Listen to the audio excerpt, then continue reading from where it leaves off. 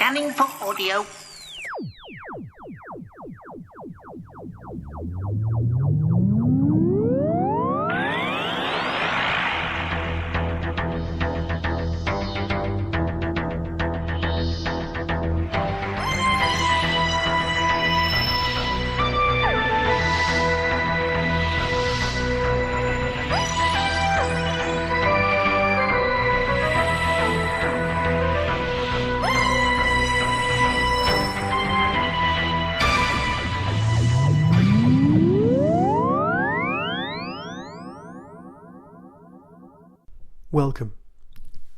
Welcome to a Tin Dog podcast. My voice is almost back to normal, so I thought I'd return to podcasting about, well, Smith 2.7. A Good Man Goes to War. Cue River Song sample. Demons run when a good man goes to war. Night will fall and drown the sun when a good man goes to war. Friendship dies and true love lies. Night will fall and the dark will rise when a good man goes to war.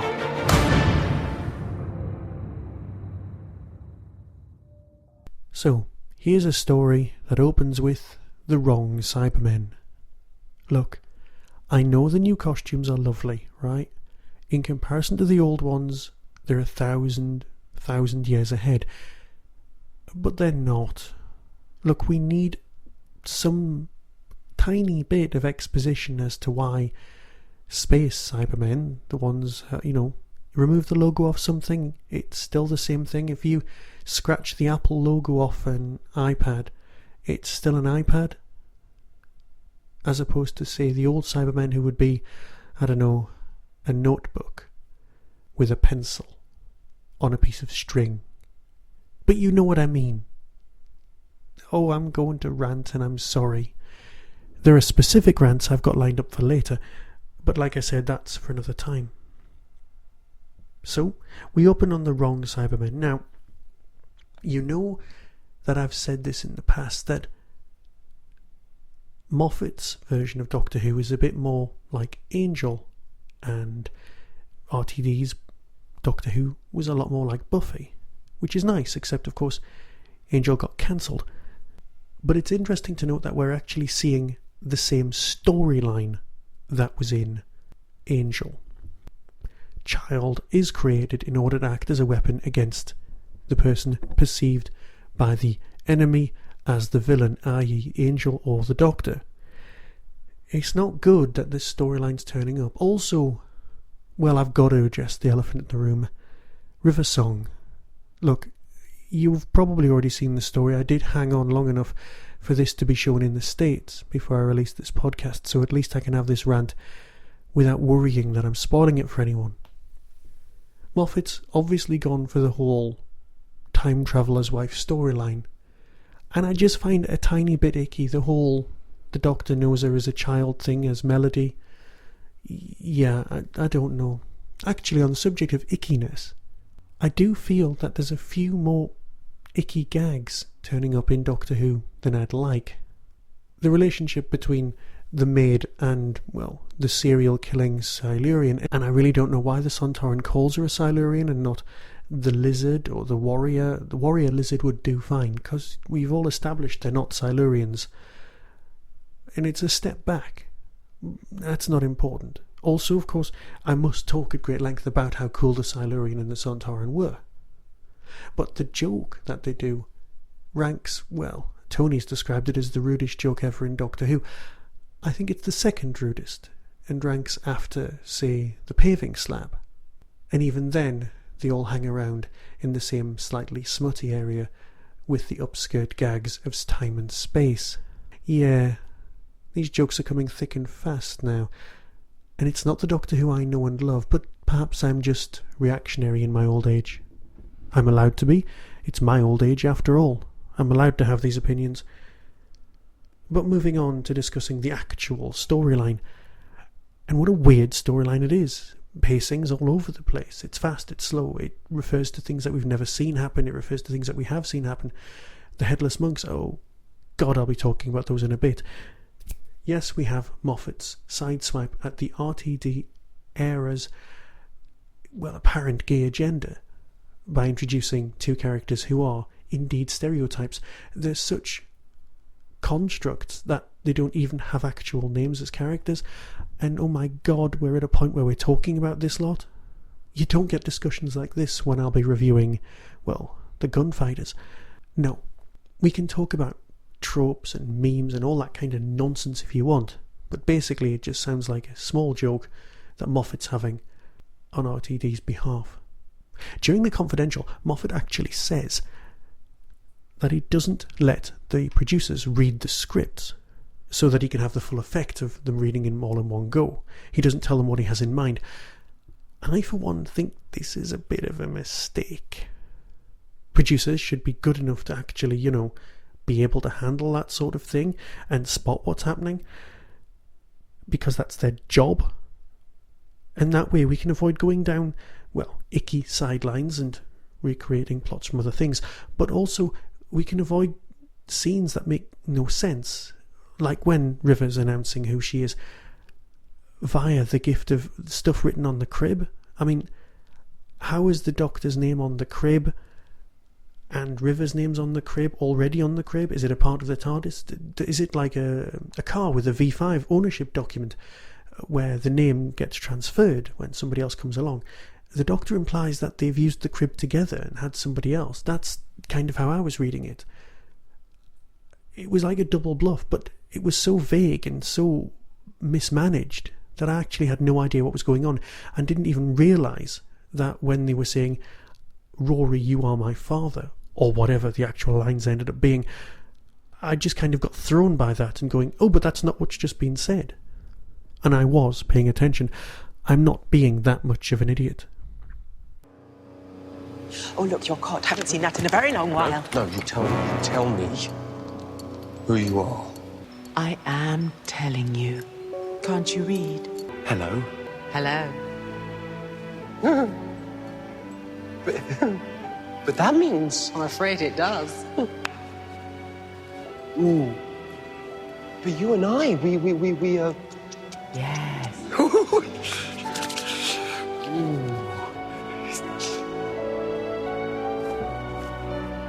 How do I look? Amazing. I better be. Yes, you'd better be. Bastion Jenny, till the next time. Rory and Amy, I know where to find your daughter, and on my life, she will be safe. River, get them all home. Doctor! No! Where are you going? No!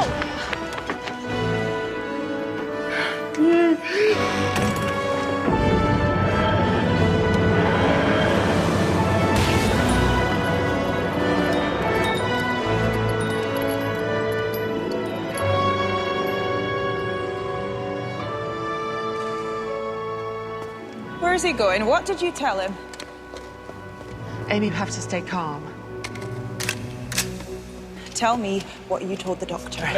No, stop it. It's okay, Rory. She's fine. She's good. It's the TARDIS translation matrix. It takes a while to kick in with a written word. You have to concentrate. No, I still can't read it. It's because it's Gallifreyan and doesn't translate.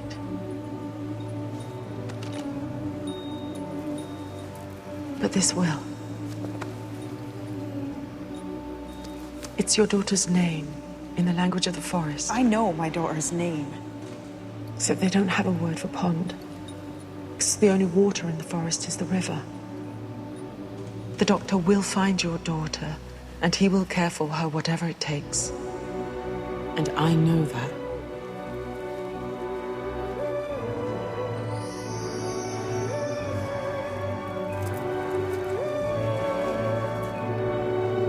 It's me. I'm Melody. I'm your daughter.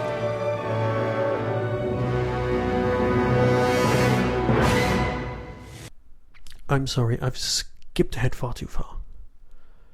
Right, Rory is a Roman. I'm not quite sure why, but obviously he spent 2,000 years as plastic Rory, so he's channeling that. Except that makes no sense, because he wasn't 2,000 years as a Roman. He was, I'm guessing, 150 years as a Roman, and once the Roman Empire faded away, he'd look a bit of an idiot walking around in this skirt. And yes, it's an ideal costume for a, convention. And let's face it, you can track down Roman costumes a lot easier these days, especially if you've got the sort of connections I have. Why does that sound dodgy? I just say I used to work in a museum. Anyway, I've covered the fact that I'm not sure the Silurian should be there. Yes, I would love the Silurian to appear in the Jago and Lightfoot spin-offs. Everyone would. It's not going to happen. But what could happen, and what I'd like to see happen, is something that was hinted at some time ago. Yes, the Victorian Torchwood spin-off. It would be all steampunk. It would look a bit Warehouse 13-y, but that's not a problem. It's a spin-off of a spin-off, but that's fine. You have the Silurian character, the maid, and the Torchwood members from, well, Victorian England. Now that works for me. Yes, Jack can turn up if he wants as a cameo. They do dig him up in Cardiff after all. But I just would like to see that. Hell, I'd like to see that a hell of a lot more than the Torchwood that's going to be on offer. Calm down, let it go, it's Torchwood. It's fine, you can review nice big finish and you don't have to talk about it that much, I promise. I have a page and a half full of notes and I'm just rambling. So the headless Anglican gay agenda has been dealt with, that's fine. The Headless Monks themselves, possibly the most pointless creations known to man. Yes, it gives you the creeps that you've got no head and any kid can do the thing in the playground where you stick your jacket over your head. Again, not a problem. It just makes no sense. Yes, they can be controlled by some sort of papal mainframe, and I don't know if it's truly such a great idea to do what Moffat says he's doing. I know that in history, the fact that our soldiers and armed forces aren't religious-based is an anomaly. But it's a good anomaly and something I was hoping we'd go with. I don't like religious warfare even being mentioned. It's not good, it's not clever, and it gives you just this slightly odd feeling, and there's the atheist agenda coming up as well, and there's too much agendering here. Can I just calm down and talk about the plot? It's alright, it's fine. It's got that bitty feeling that, you know, the opening of the Pandorica had, which is great and fine and perfectly acceptable, and if he wants to pull the same tricks, he can. The ragtag team ends up feeling a bit like Absalom Dark, but instead of having the Draconian, you've got the Silurian, who looks exactly the same, especially considering they're using samurai weaponry. The main plot itself. Oh, can I just ask, now I know he was filming Torchwood, but if you were going into war, wouldn't you consider having someone on your side who was immortal? Captain Jack? Anyone? Oh, it's just me. It's not important. But it would make sense. Yes. Oh, I'm sorry. I've just remembered the Spitfires. And they've gone. Let it go. The Spitfires shouldn't have been there in the first place. Just let it go. Are doctors only allowed to take things from their own era? Does it not occur to them to visit something else? Yeah, moving on. Nope, sorry, the Spitfires are back in my head. And relax. So, I did mention Absalom Dark. You can look that up on the internet. It's a comic strip character who had a ragtag team and they took on the Daleks. They were cool. But getting back to the main narrative, the eye patch lady has a point. The Doctor's a menace, especially if you take into consideration the stuff that's been happening in the New Adventures. Seventh Doctor messed about with space and time so much that he was part of his own causality. It's not good at all. And I'm not surprised. Now, I know Moffat's had this theory for years about the word Doctor changing meanings from planet to planet. Apparently it was on Rec Arts at some point, and when Moffat used to go on the actual internet. Please, Mr. Moffat, walk away from the internet. People like me are here, and it's not what you want to hear. As far as you're concerned, we just need to be saying things like, you're doing a fine job, just get on with it, calm down, ignore us. There are some mental cases here, and you don't want to hear what they have to say, because they and me are often wrong. The Doctor is a menace. He's the monster. He really is what people would run away from, and all of this has been gone into 1,000 times in many, many novels, but been ignored on TV. Why? Because it doesn't make great TV. But let's look at this for a minute. Here we have a soap. Storylines of children being kidnapped, being disappeared, mothers in depression and in denial about their own pregnancy. All that business belongs in a soap. Does that mean that Moffat's given us what RTD only wobbled about. This is indeed a massive soap opera. Just like Star Wars was. I am your father, Rory. Oh, and you know, I'm nailing my colours to the mast right now and saying that River Song, the man she kills, has to be Rory. She killed the best man she knew. It's gonna be Rory. It's not gonna be the Doctor. That is yet another bluff to make you think that she's the person who's standing and killing and inside the spacesuit. Oh, the River Song spacesuit thing. Oh, I might as well cover it now. I might as well. Right. The only person who isn't present who was invited to the original Riverside shooting is the current Doctor. The current Doctor then turns up at the roadside calf. Now, until he was slightly surprised in the almost flesh, my money was on the Doctor being the person who kills the old 11th Doctor, because he wasn't physically there. He was in the spacesuit. And the old 11th Doctor knows who's inside the spacesuit. It's implied, but that's because it's kind of implied to take our mind off things, that it's River inside the suit, young River. But that's pointless. It's a spacesuit. There are hundreds of them. And then there's the business of River's causality, River's timeline. If she's looking inside the spacesuit, was she pretending not to know who was inside? Or is the little girl at the end of The Impossible Astronaut not River at all? We're just meant to think these things. And can you imagine being brought up by creatures you can't remember because they're the silence? Is that why they were used, so that River can't remember her upbringing? Or does she just think she had a lonely time? Or can she see them? No, she can't, because she sees them and has to write marks on her face. So the little girl, being River, is looking further and further away from being the truth. But I know that's what it's implied. Melody, River, whatever. Her timeline's really messed up. And why is she meeting the Doctor in reverse? That just sounds too orchestrated. More importantly than all of that, if she is the little girl and she regenerates, why, in Silence of the Library, doesn't she regenerate? Is this the last River Song, or can she only regenerate the once? And then we're back to the time traveller's wife, and it all being a bit suspect. It's implied that River's spent a quality birthday with 2 doctors. Again, we're back to the original smutty conversation from earlier. And I'd rather just ignore that and move on. I've asked you, why does the name on the cot say River / Melody when it was the Doctor's and it was his name? Is it the family name? And then we're back to how she knows his name. Maybe she read it on the box. She can apparently read Gallifreyan. Too many questions. Far too many questions. In what for me was completely an over-egged pudding of a story. Yes, you've got to keep our interest until September when the programme comes back. That's fine. And let's kill Hitler. I know people have said it's fantastic. It's appalling. It's abysmal. It's a terrible idea. And I just thought it was a place filler of a plot. I'm sorry. I want to love this so much. I'll leave you with this thought. Are the Headless Monks with lightsabers Star Wars fans? Or not? Before I go, here's a Whostrology. Urgent subspace communication incoming. And now a Whostrology for Martin Allen, born on the 7th of January 1969. In the time of the Second Doctor. You were born during the Crotons and on the anniversary of the showing of Highlanders Part 4, Underworld Part 1. You share your birthday with Francis de Wolfe, Geoffrey Belden and Helen Worth. Acid rain is not a myth. Remember to pack your brolly.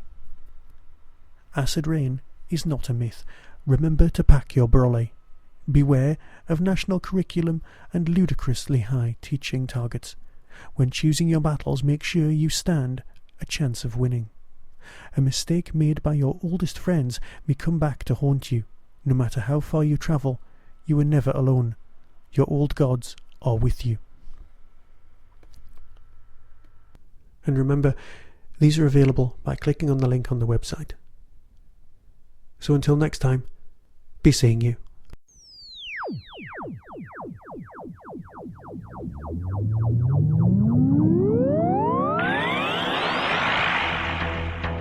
You have been listening to the Tin Dog Podcast. Doctor Who and its associated shows are all trademark of the BBC. No infringement is intended. Contact us at tin-dog@hotmail.co.uk.